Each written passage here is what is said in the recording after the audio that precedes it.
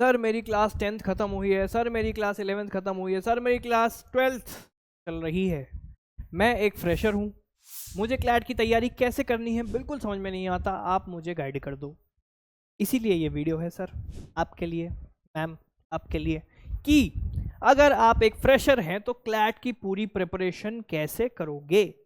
पूरा का पूरा आज आपके लिए मैं भंडारा लेकर आया हूँ स्ट्रैटेजीज का, टिप्स का, ट्रिक्स का, जिससे क्लैट की तैयारी करने में काफ़ी ज़्यादा इंटरेस्ट आएगा, काफ़ी ज़्यादा काम आप अच्छे से कर पाओगे। क्लैट की तैयारी चालू कब से करनी चाहिए? जब आप क्लास 11th में आ चुके हो या आप क्लास 10th में बैठे हो, तब से। 10th में तो देखो मैं रिकमेंड नहीं करूँगा, क्योंकि यहाँ पर चल रहे होते हैं बोर्ड एग्जाम्स, तो आप फिलहाल अपने बोर्ड पर ही फोकस करें।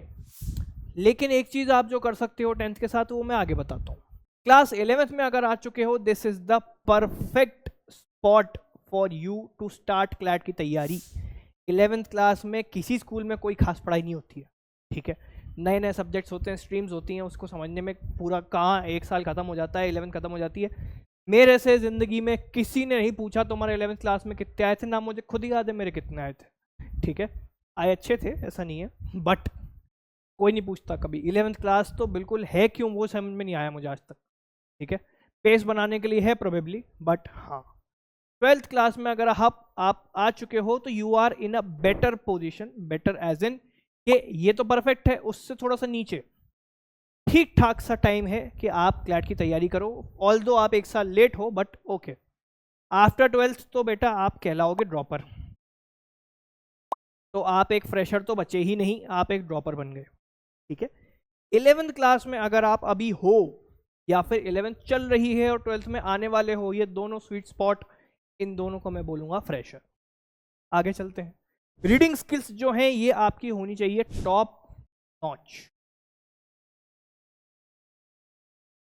ठीक है। टॉप नॉच आपकी रीडिंग स्किल्स अगर नहीं है, 10th में अगर आप अभी पढ़ रहे हैं, ये चीज़ आप यहाँ से स्टार्ट कर सकते हैं। अगर आप 10th क्लास में हो, reading speed, reading skills, novels पढ़ो, न्यूज़पेपर पढ़ो, आदत डालो, 10th क्लास वाले बच्चे यहाँ से स्टार्ट कर सकते हैं। रीडिंग स्किल्स 11 12th वालों को तो करनी ही करनी है इम्प्रूव, क्योंकि तुम्हारा तो टाइम ही खत्म हो गया वो वाला रीडिंग इम्प्रूव करने वाला। तुम्हें न्यूज़पेपर रीड करने की आदत डालनी है। न्यूज़पेपर में भी टाइम्स ऑफ इंडिया मत पढ़ना, क्योंकि वहाँ पर ऐड ही ऐड है। दैनिक भास्कर, दैनिक जागरण, हिंदी न्यूज़पेपर मत पढ़ना। The Hindu, the Indian express, दो सबसे बेस्ट न्यूज़पेपर हैं जो कि आपको पढ़ने हैं। रीडिंग स्किल्स यहाँ से इंप्रूव हो जाएंगी। अब मैं सेल्फ स्टडी करूं या कोचिंग लूं? सेल्फ स्टडी किसके लिए रिकमेंडेड है? जो कि एक बार क्लैट में अपीयर हो चुका है, जिसका क्लैट में सिलेक्शन इसलिए नहीं हुआ, दो तरीके से नहीं होता। या तो आपके कंसेप्ट ही खराब थे, ठीक है, कंसेप्ट ही बिल्कुल वाहियात थे, तो सिलेक्शन नहीं हुआ। या तो आपके साथ डी डे, उस डिसाइडिंग डे पर कुछ गलत हो गया, बीमार हो गए, कुछ हो गए, सब कुछ आता था, मॉक में रैंक भी आती थी, लिस्ट भी में भी नाम आता था, अपनी कोचिंग के टॉपर थे, फिर भी नहीं क्लैट निकल पाया क्योंकि कुछ हो गया, कुछ किसी की डेथ हो गई, कुछ एक पर्सनल प्रॉब्लम हो गई जिसकी वजह से आपका क्लैट नहीं निकल पाया। तो अगर आपका डी डे पर कुछ खराब हुआ था, या फिर उस हफ्ते कुछ खराब हुआ था, या उस महीने कुछ खराब हुआ था, तो आप क्या कर सकते हो? तो आप सेल्फ स्टडी को प्रेफर कर सकते हो इस पर्टिकुलर सिनेरियो में। कोचिंग कब प्रेफर करोगे? जब आपके कंसेप्ट खराब थे, वापस कोई दूसरी कोचिंग ज्वाइन करो भाई। या तो कोचिंग सिंसियर नहीं थी, या तो तुम सिंसियर नहीं थे, तुम्हें पूरी पढ़ाई वापस करनी पड़ेगी। या फिर आप नई तैयारी चालू कर रहे हो, तो यार कोचिंग ज्वाइन कर लो। एक जो डेडिकेटेड अप्रोच होती है, unity of command, unity of direction, economics का वो बिजनेस का एक प्रिंसिपल है, टेलर एंड फेओल के प्रिंसिपल्स, अगर आपने कॉमर्स वालों ने पढ़े हो तो। Unity of command, unity of direction, ये कौन देता है? आपका ट्यूटर, आपका मेंटर, आपकी कोचिंग देती है। तो जहाँ भी ज्वाइन करना है, जैसे भी ज्वाइन करना है, preferably PW, but your choice after all, कि कोचिंग कहाँ कैसे करनी है वो आप कर लीजिए, क्योंकि आपको कंसेप्ट डेवलप करने की ज़रूरत है। सिर्फ यूट्यूब से पढ़ाई तो नहीं हो सकती, जितनी हो सकती है उसमें क्लैट नहीं निकल सकता, ठीक है, वो चीज़। आगे, time management is a must. अब मैं आगे कुछ 3-4 तरीके के मैनेजमेंट की बात करूंगा। सबसे पहले, आपका समय कहाँ जा रहा है? समय, टाइम कहाँ जा रहा है? This is very important. Why is it important? क्योंकि समय का ही खेल है, द एंटायर खेल इज ऑफ टाइम। ठीक है, ये आपको एनालाइज करना है। स्लीप मैनेजमेंट, आप अगर चाहो कि मैं 8 घंटा सो रहा हूँ, 9 घंटा सो रहा हूँ, 10 घंटा सो रहा हूँ, बेटा इसमें कोई एग्जाम नहीं निकलेगा कभी आपका लाइफ। आप यहाँ पर फिलहाल क्लैट के लिए क्या कर सकते हो, मेरी मानो 6 घंटा सो लो, मैक्स टू मैक्स 7 घंटा सो लो। अब कुछ लोग बोलेंगे कि ये तो बहुत कम है, ऐसा कैसे होगा, ये तो साइंस भी नहीं रिकमेंड करती। भाई मेरे, 7, 8, 9 महीने में किसी की मौत नहीं हो रही अगर वो 1 घंटा कम सो रहा है। उसके बाद पूरी जिंदगी पड़ी ना भाई स्लीप को ट्रैक पे लाने पे। तो जो करना है करना, फिलहाल तो 6 से 7 घंटा सो लो, क्योंकि तुम्हारे पास टाइम बहुत कम है as compare to the droppers. बताता हूं मैं कितना कम है, समझाऊं? देखो, समझो समझो समझो, तुम 7 घंटे तो स्कूल जा रहे हो। अब तुम चाहते हो कि मैं 7 घंटा सो जाऊं, ठीक है, या फिर 8 घंटा, तुम्हारे हिसाब से तो 8 चल रहा था ना, 8 घंटा हो गया स्लीप, टोटल लगाओ 15, 24 माइनस 15 इज, सिर्फ 9 घंटे बचे हैं तुम्हारे पास। इसमें तुम खाना नहीं खाओगे, नहाना नहीं करोगे, ब्रश नहीं करोगे, और नॉर्मल तुम्हारे day to day travel etcetera में टाइम नहीं जाएगा। मान लो यहाँ से तुम्हारा 3 घंटा उसमें चला गया, कितना बचा? 6 घंटे। 6 घंटे पढ़ाई में तुमको लगता है इनिशियली तुम कोर्स भी कवर कर पाओगे ढंग से? इसमें 3 घंटा तुम्हारी तो कोचिंग ले गई, सेल्फ स्टडी के 3 घंटे बचे, कहाँ से आएगा टाइम? बताता हूँ कहाँ से आएगा। स्टेप नंबर 1 इज, स्लीप में से निकालेंगे हम 2 घंटे, हम 2 घंटे कम सो रहे हैं। अब अगला स्टेप, खाना। सबसे पहला क्या खा रहे हो वो इंपॉर्टेंट है। रोज छोले भटूरे खा के सो जाओगे तो नींद ही आएगी हमेशा, पढ़ाई तो वैसे ही नहीं होनी।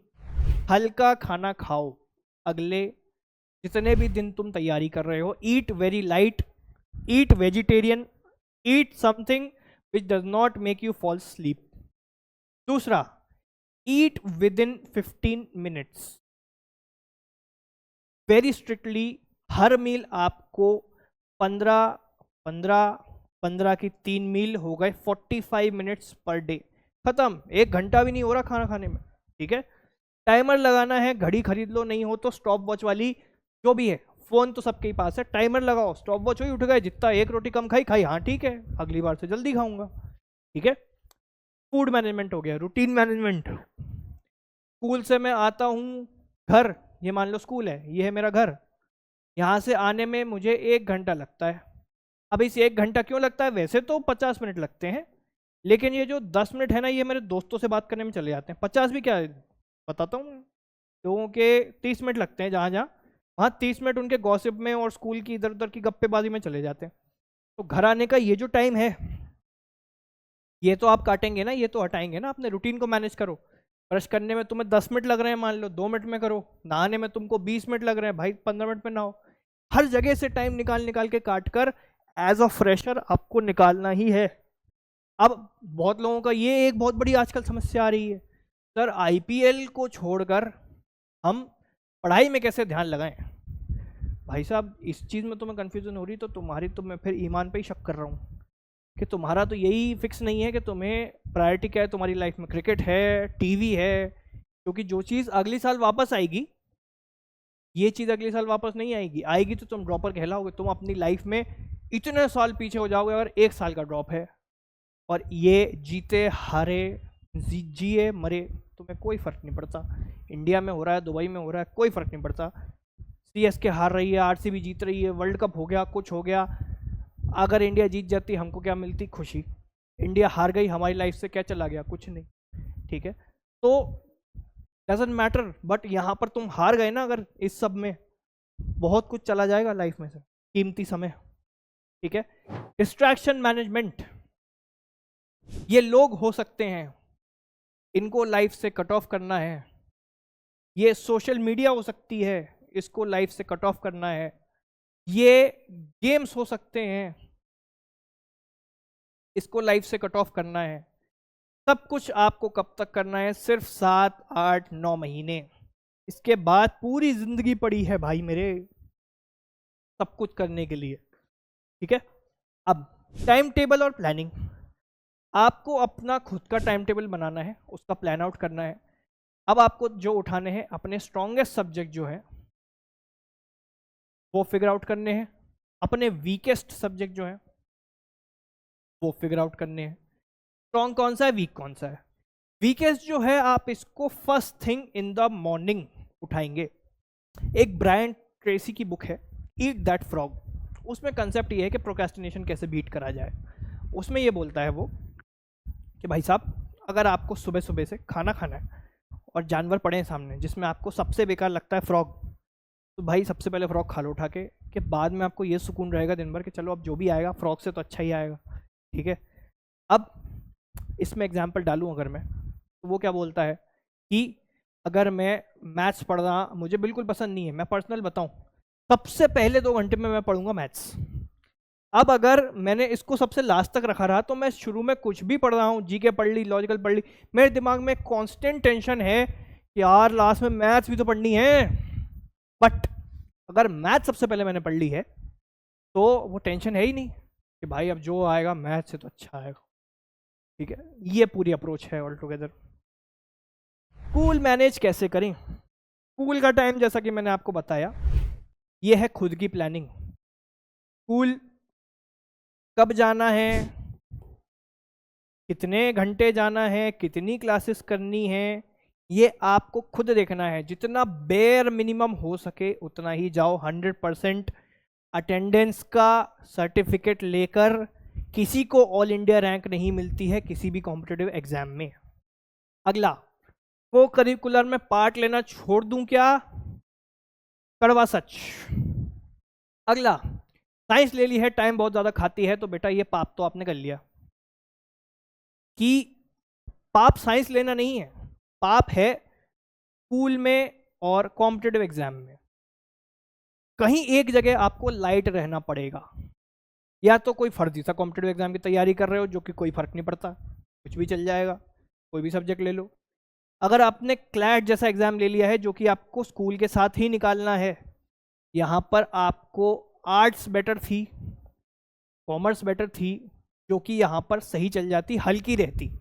अब पता है मुझे साइंस वगैरह में भी लोग बहुत ज़्यादा फंस जाते हैं, उनकी जेई की कोचिंग भी रहती हैं। लोग तो ऐसे ऐसे भी हैं जो जेई की भी तैयारी कर रहे हैं, क्लैट की भी तैयारी कर रहे हैं। बेटा दोनों नाव में पैर रखोगे दोनों डूब जाएंगी। किसी एक की तैयारी कर लो, या तो इसको हटाओ या तो इसको हटाओ, कुछ एक कर लो, कुछ एक जगह डेडिकेटेड अप्रोच रखो। दोनों जगह से दोनों बार, बहुत ही rarest of the rare case में लोग निकाल पाते हैं। और अपने आप को इतना जीनियस मत समझो कि मेरा वो दोनों ही निकाल लूंगा मैं। निकाल भी लिए तो जा सकते हो, क्या फ़र्क पड़ जाएगा? जिंदगी भर शान मानने को, जेई निकाल लिया तो जेई निकाल, हाँ तो क्या हो गया, आईटी गए क्या? नहीं, बस। ठीक है, तो हमको रखना है स्कूल में सब्जेक्ट लाइट, जिसकी वजह से हमारा क्लैट पर थोड़ा ज़्यादा फोकस आ पाए। ठीक है, अब प्री बोर्ड्स पे फोकस करूं या क्लैट? प्री बोर्ड्स में मार्क्स लाकर जो बोर्ड के मार्क्स हैं उस पे 1% भी फर्क नहीं पड़ता है। प्री बोर्ड में हल्के फुल्के थोड़ी बहुत जितनी तैयारी, जितनी पढ़ाई करनी है उतनी करो बस। बोर्ड्स में प्री बोर्ड का कोई फर्क नहीं पड़ता है। क्यों?